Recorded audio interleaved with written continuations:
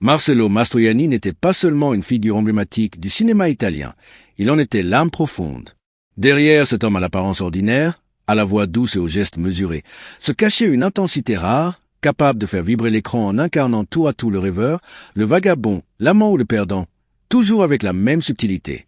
Sa carrière nous a offert des personnages inoubliables, de la Dolce Vita à une journée particulière, des rôles qui ont marqué le cinéma mondial. Mais sous ce charme presque naturel se dissimulait une vie faite de contradictions, façonnée par la pauvreté, la guerre et des choix personnels complexes. Déplacé dans son enfance par la guerre, partagé entre des amours multiples, oscillant entre fidélité et passion extraconjugale, Marcello a vécu dans un perpétuel mouvement, jamais pleinement satisfait du calme qu'il recherchait. Sa vie fut un entrelac de rôles réels et imaginaires, de carrières éclatantes et de tourments intimes.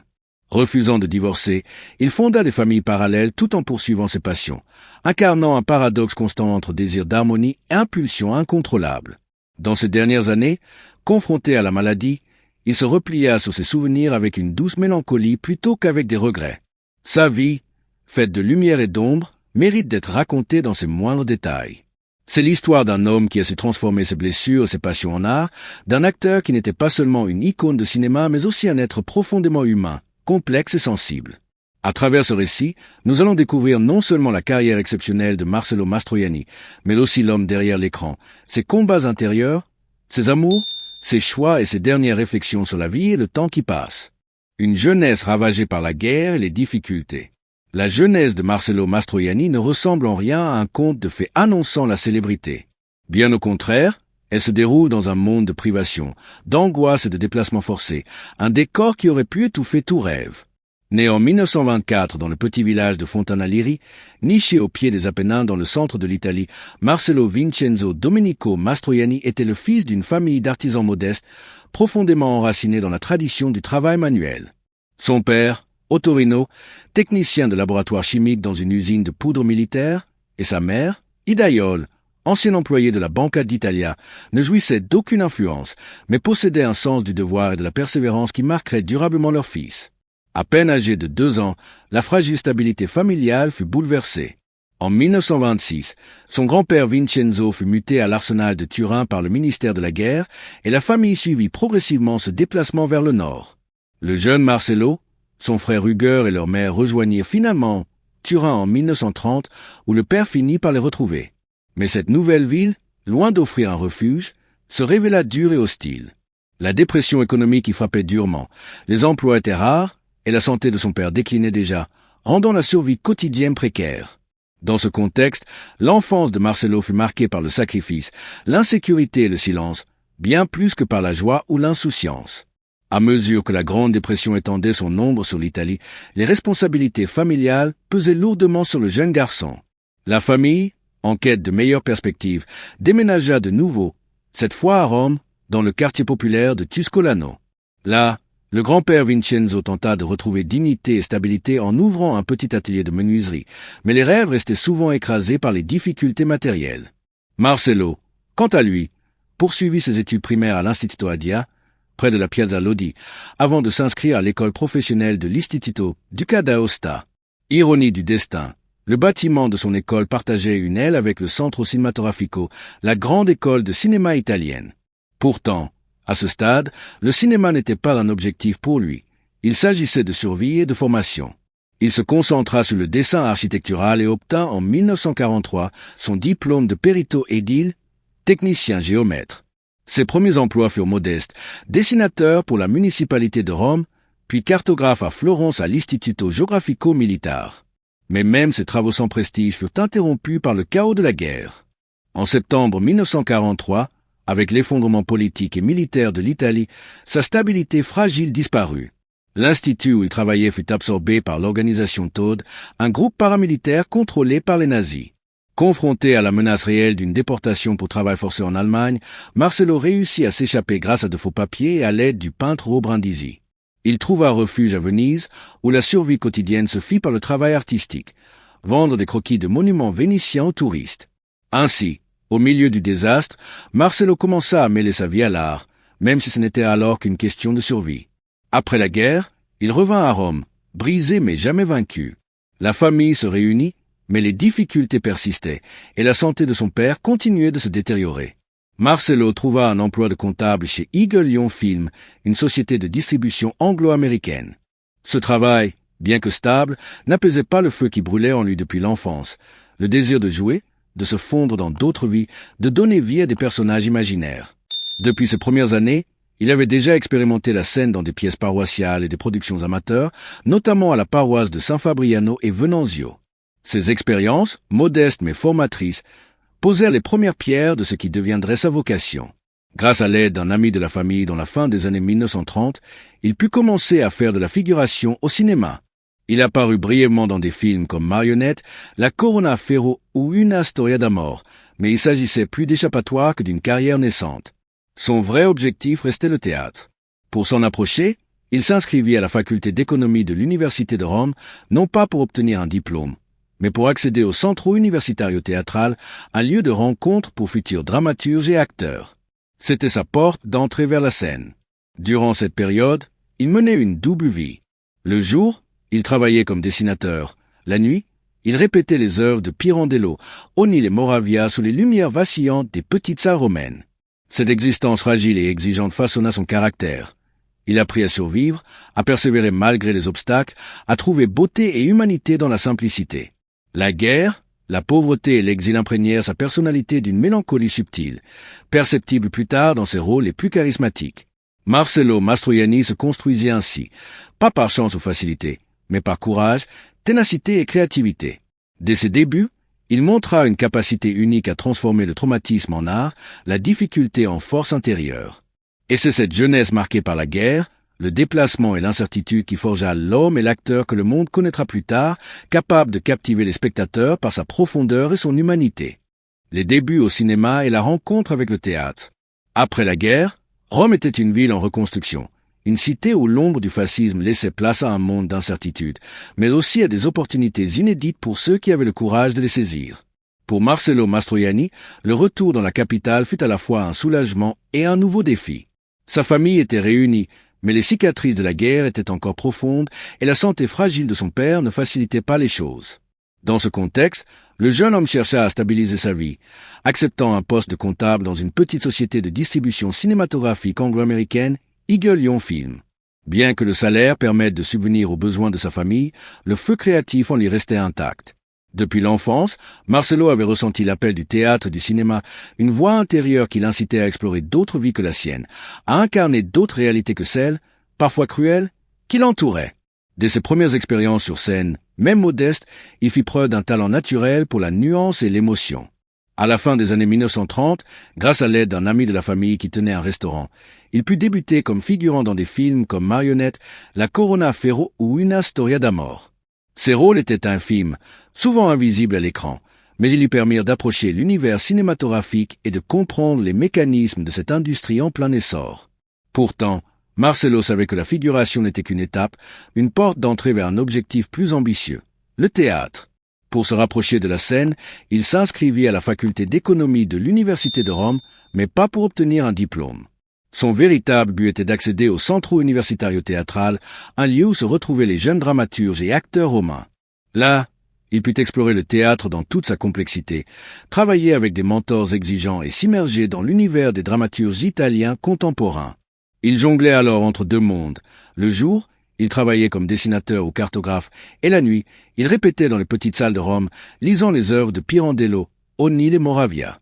Cette double vie, fragile et exigeante, renforça son caractère et affina son article.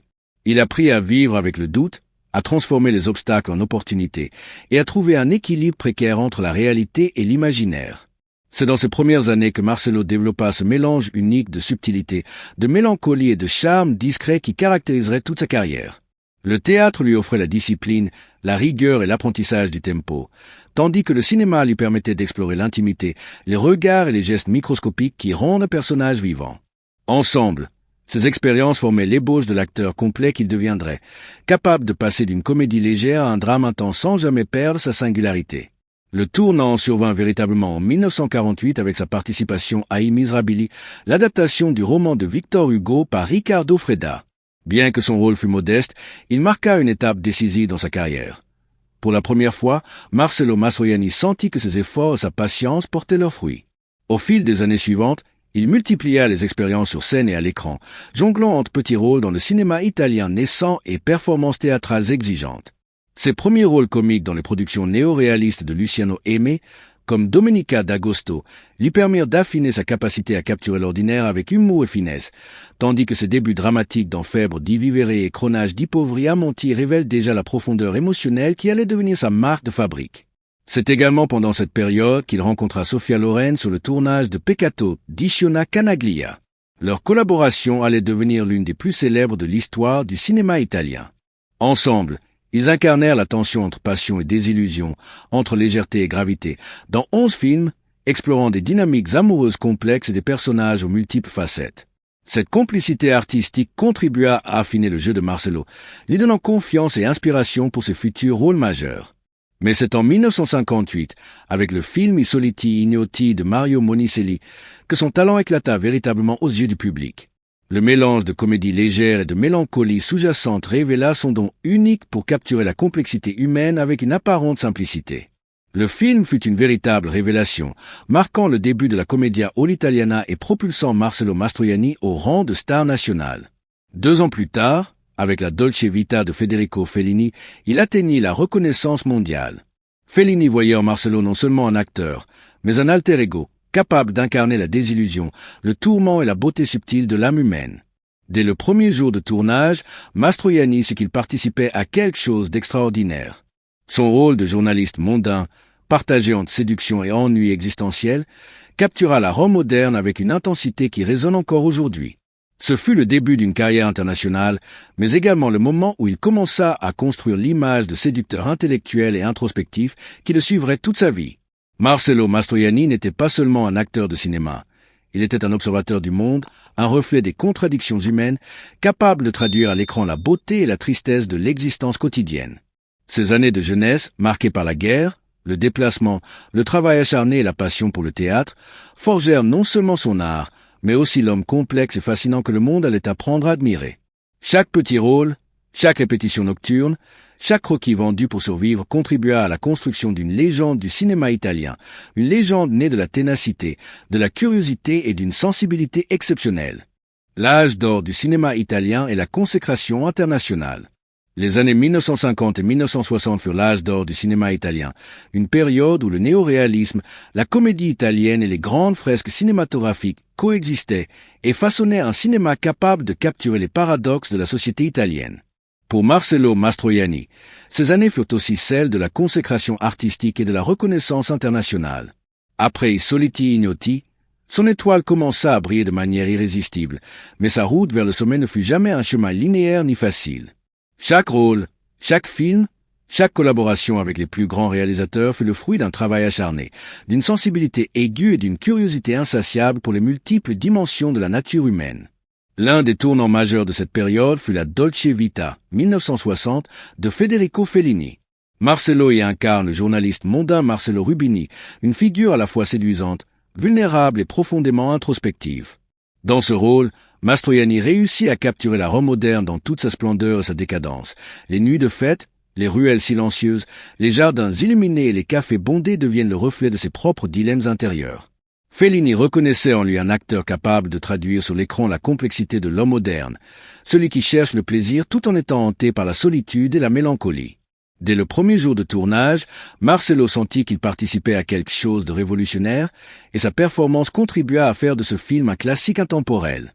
La Dolce Vita n'offrit pas seulement la renommée mondiale à Mastroianni, elle le plaça au centre d'une nouvelle vision du cinéma européen où l'homme était à la fois protagoniste et miroir des contradictions sociales et existentielles. Cette période fut également celle où Mastroianni fut identifié comme le Latin lover, par excellence, une image qui deviendrait à la fois un atout et une étiquette qu'il cherchait à transcender. Conscient de cette dualité, il choisit des rôles qui détournaient subtilement ce stéréotype. Dans Elena Antonio, il incarne un aristocrate impuissant, et dans Divorzio all'italiana, 1961, il incarne le baron machiavélique Céphalus, un rôle qui lui valut le BFTA, un Golden Globe et sa première nomination à l'Oscar du meilleur acteur. À travers ses personnages, Mastroianni démontre qu'il n'est pas seulement un visage séduisant. Il est un acteur capable de critique sociale, de satire, de profondeur dramatique. Sa collaboration avec Sophia Loren à cette époque devient légendaire. Ensemble, ils jouent dans 11 films, explorant la passion, le conflit et l'humour avec une alchimie rare. Leurs interactions à l'écran révèlent des tensions émotionnelles et des contradictions humaines, tout en captivant le public par leur naturel et leur authenticité. Ces films sont autant de miroirs de l'Italie d'après-guerre, un pays en mutation, oscillant entre tradition et modernité, entre glamour et quotidien ordinaire. En parallèle, Mastroianni continue de travailler avec d'autres grands noms du cinéma italien. Des réalisateurs comme Vittorio De Sica, Luchino Visconti, Mario Monicelli et Michelangelo Antonioni voient en lui un acteur capable de traduire la fragilité et la grandeur de l'âme humaine. Il excelle aussi bien dans la comédie que dans le drame, avec une aisance déconcertante qui lui permet de passer d'un registre à l'autre sans jamais perdre sa singularité. Dans des films comme Una giornata particolare, 1977, il atteint une intensité émotionnelle rare, donnant vie à des personnages marqués par la solitude, l'injustice et le désir de connexion humaine. Le succès international de Mastroianni ne se limite pas aux frontières de l'Italie. Ses performances séduisent les critiques et le public en France, en Angleterre, aux États-Unis et bien au-delà. Il devient un symbole du cinéma européen, capable de représenter l'homme contemporain dans toute sa complexité, séducteur, rêveur, mélancolique, mais toujours profondément humain. Son charisme discret, sa voix douce et son jeu nuancé lui permettent d'incarner des personnages qui restent gravés dans la mémoire collective, des figures à la fois accessibles et universelles. Cette époque dorée n'est cependant pas exempte de contradictions personnelles. Tandis que sa carrière prend son envol, sa vie amoureuse devient un terrain complexe et souvent douloureux.